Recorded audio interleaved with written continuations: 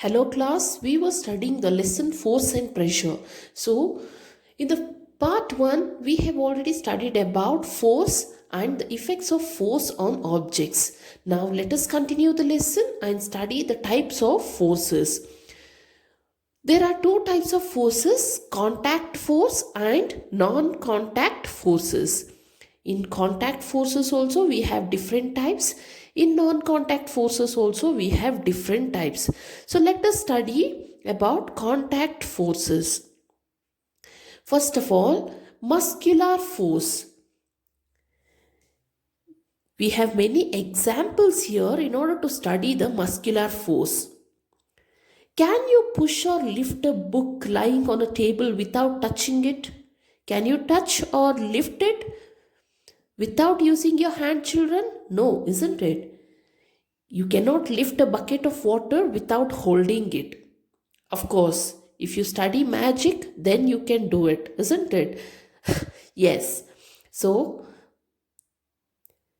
to apply a force on an object, your body has to be in contact with the object. So, this contact may also be with the help of a stick or a piece of rope.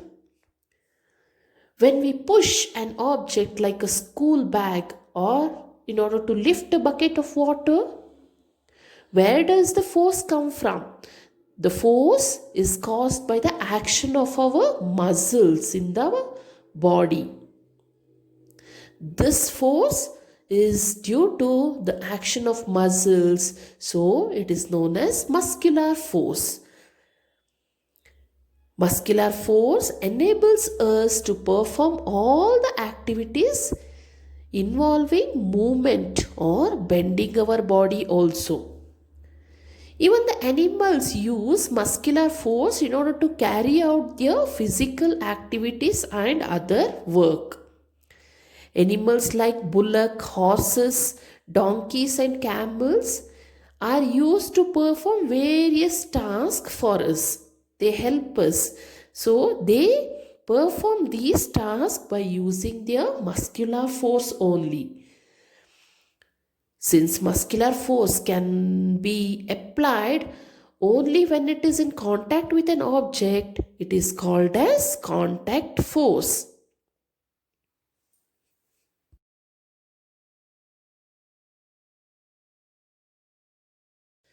Friction. Let us recall some of our examples which we have already studied in the previous class. A ball rolling along the ground will gradually slow down and it will come to rest. When we stop pedaling a bicycle, it will slow down and finally come to stop. A car or a scooter also comes to rest once its engine is switched off. So in the same way, a boat comes to rest if we stop rowing it. In all these situations, no force appears to be acting on the objects. Even then, their speed will gradually decrease and the object will come to rest after some time. So, what causes a change in their state of motion? How the objects will come to rest after some time? That is because the force of friction is responsible for the change in the state of motion of the objects. What is frictional force? It is a force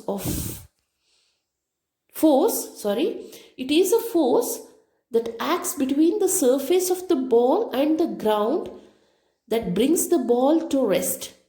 That means the frictional force will be acting between the surface of two objects and it will be opposite to the motion of the objects.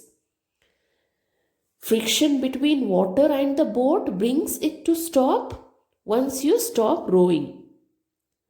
The force of friction always acts on all the moving objects and as I said, its direction will be always opposite to the direction of the motion of the objects. Since the force of friction arises due to contact between surfaces, it is also an example for contact force. So, which are the two types of contact forces? Now you have already studied about muscular force and frictional force. So, muscular force and frictional force are contact forces.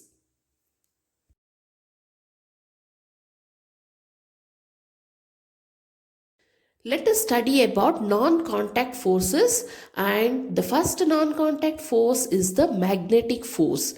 All are very fond of magnets, isn't it, children? You might have played with the magnets. It is very much fun to play with the magnets. So in class 6th also you have studied about the lesson magnets. And you all know that two magnets repel each other and unlike poles attract each other. Like poles of the magnet repel each other and unlike poles will attract each other. So attraction or repulsion between the objects can also be seen as another form of push or pull. A magnet can exert a force on another magnet without being in contact with it, isn't it? There need not be contact between two magnets for it to move. So, the force exerted by a magnet is an example for non-contact force. Now, we understand that magnetic force is said to be a non-contact force. The force exerted by magnet on a piece of iron is also non-contact force.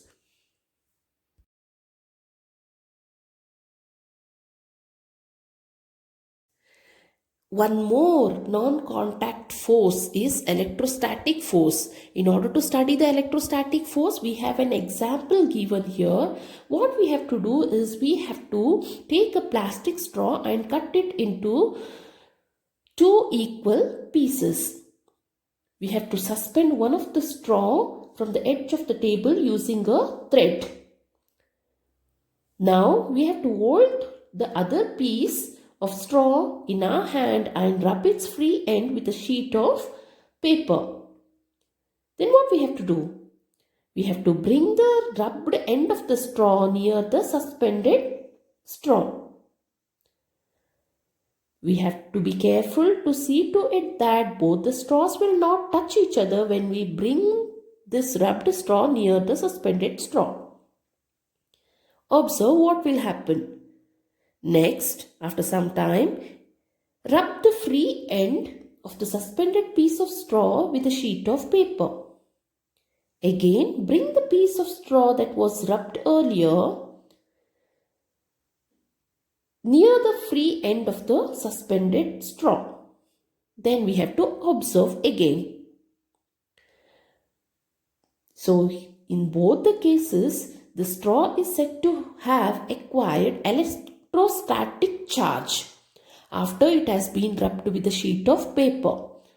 So when we rub things continuously, it will acquire some charge.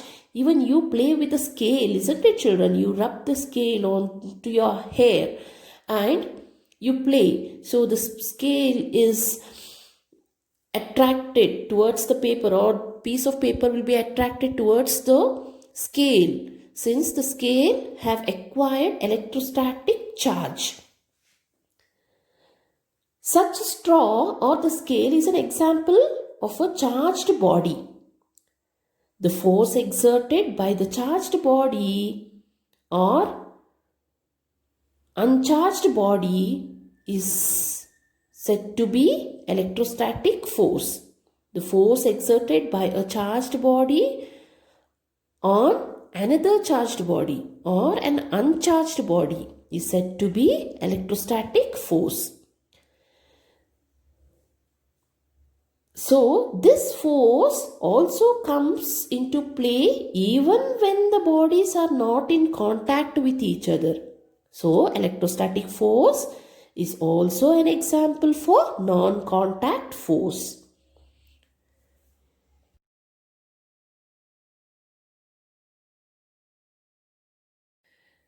One more non-contact force is gravitational force. We have many examples for gravitational force. A coin or a pen falls onto the ground when it slips off your hand. You all have seen fruits and leaves falling to the ground when they get detached from the plant. When the coin is held in your hand, it is at rest. As soon as it is released, it begins to move downwards only. So why it will move downwards?